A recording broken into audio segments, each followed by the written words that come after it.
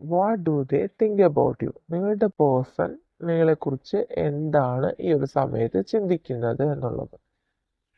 ഇവിടെ നിങ്ങൾ ഈ ഒരു പേഴ്സണെ നിങ്ങളുടെ ലൈഫിലേക്ക് അട്രാക്ട് ചെയ്യാൻ വേണ്ടി പലരും മാനിഫെസ്റ്റേഷൻ ചെയ്യുന്നുണ്ട്, പ്രാർത്ഥിക്കുന്നുണ്ട്. അവരെക്കുറിച്ച് നിങ്ങൾ വളരെ ഡീപ്പായിട്ട് ഓർക്കുന്നുണ്ട്.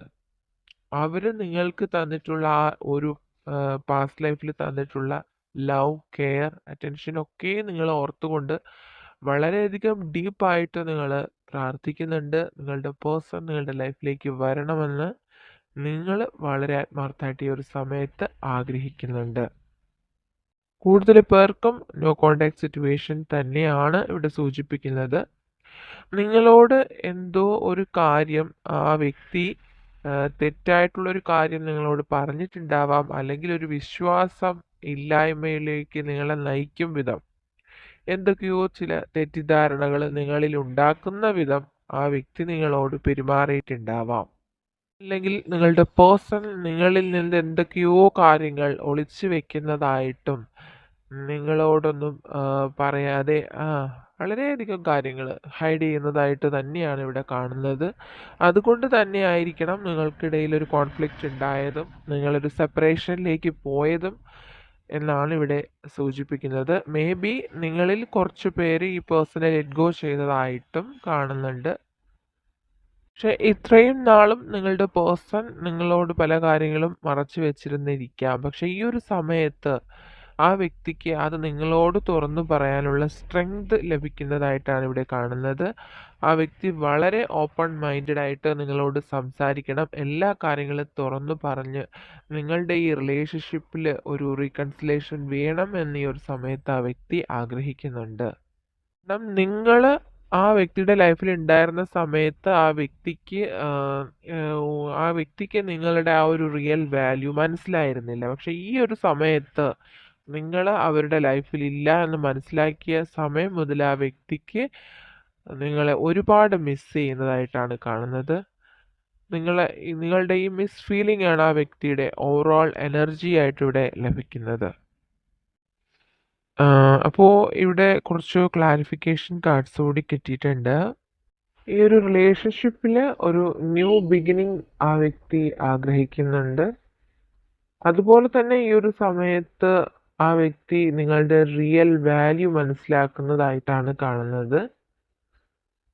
അതായത് നിങ്ങളായിരുന്നു ആ വ്യക്തിയുടെ ലൈഫിലെ വെളിച്ചം എന്ന് ആ വ്യക്തി റിയലൈസ് ചെയ്യുന്നു. ആ വ്യക്തിയുടെ ജീവിതത്തിലുള്ള മറ്റെന്ത് പ്രശ്നങ്ങളായിരുന്നുവോ, മറ്റെന്ത് സ്ട്രഗ്ലിംഗ് സിറ്റുവേഷൻ ആയിരുന്നോ, അതിനെല്ലാം ആ വ്യക്തി മാറ്റി നിർത്തി ഈ ഒരു പ്രണയത്തെ പറ്റി മാത്രമാണ് ആ വ്യക്തി ഈ ഒരു സമയത്ത് ചിന്തിക്കുന്നത്.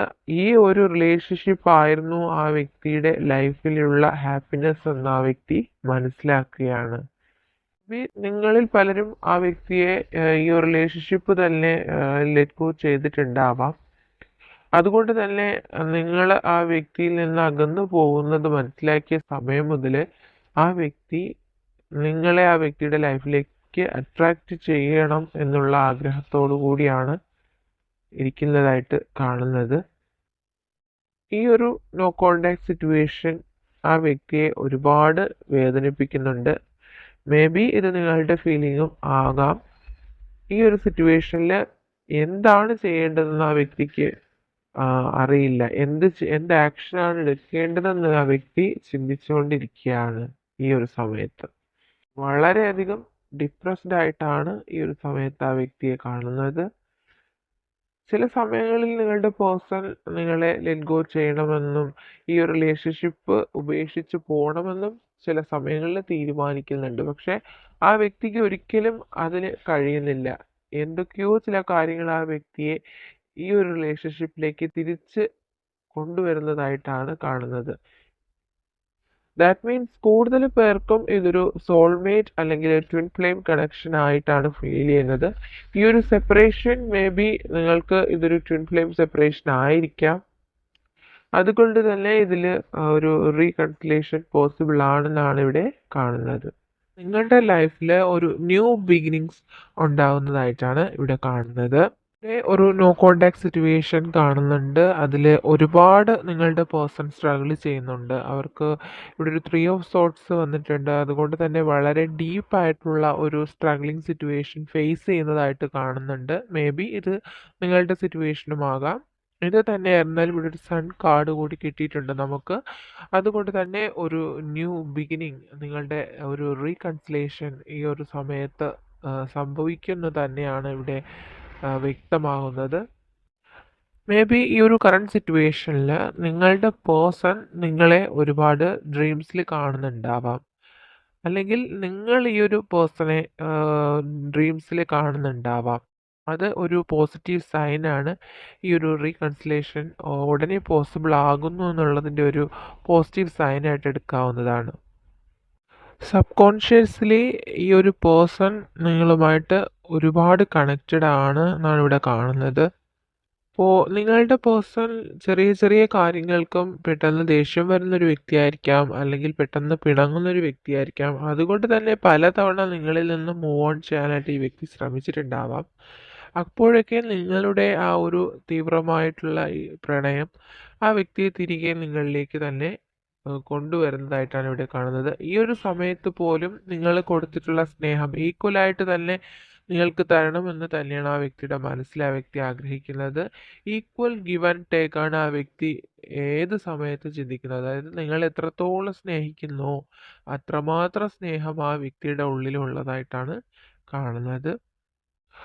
ചില ആൾക്കാർക്ക് നിങ്ങളുടെ പേഴ്സണ് നിങ്ങളുമായിട്ടുള്ള ഈ ഒരു റിലേഷൻഷിപ്പ് എന്ന് പറയുന്നത് വളരെ ഡീപ്പ് സോൾ കണക്ഷനാണ്. ഈ ഒരു സോൾ ബോണ്ടിങ് എന്ന് പറയുന്നത് വളരെ സ്ട്രോങ് ആയിട്ട് കാണുന്നുണ്ട്. അതുകൊണ്ട് തന്നെ നമുക്കിവിടെ ലവേഴ്സിൻ്റെ കാർഡ് കിട്ടിയിട്ടുണ്ട്. നിങ്ങളുടെ അട്രാക്ഷൻ രണ്ടു പേർക്കും വളരെ ഈക്വൽ ആയിട്ടാണ് ഇവിടെ കാണുന്നത്. Deep soul connection, maybe നിങ്ങളുമായിട്ട് ഈ ഒരു വ്യക്തിക്ക് പാസ്റ്റ് ലൈഫ് കണക്ഷൻ ഉണ്ടായിരിക്കാം. പാസ്റ്റ് ലൈഫിൽ നിന്ന് നിങ്ങളിലേക്ക് വന്നൊരു വ്യക്തിയായിരിക്കാം. കഴിഞ്ഞ ജന്മത്തിൽ നിങ്ങൾ തമ്മിൽ എന്തെങ്കിലും ഒരു കണക്ഷൻ, ഒരു സോൾ കണക്ഷൻ ഉണ്ടായിരിക്കാം. മേ ബി അത്തരമൊരു ഫീലിംഗ് നിങ്ങൾക്ക് ഇത് ഇൻഡ്യൂഷണലി തോന്നിയിട്ടുണ്ടാവാം. ഈ ഒരു വ്യക്തിയുമായിട്ട് നിങ്ങൾക്ക് ഒരു സോൾ കണക്ഷൻ, ഒരു പാസ്റ്റ് ലൈഫ് കണക്ഷൻ ഉള്ളതായിട്ട് നിങ്ങൾക്കൊരു ഫീലിംഗ് ഉണ്ടായിട്ടുണ്ടാവാം. ഈ ഒരു സമയത്ത് നിങ്ങളുടെ പേഴ്സൺ ഒരു സ്റ്റക്ക് സിറ്റുവേഷനിലാണ്.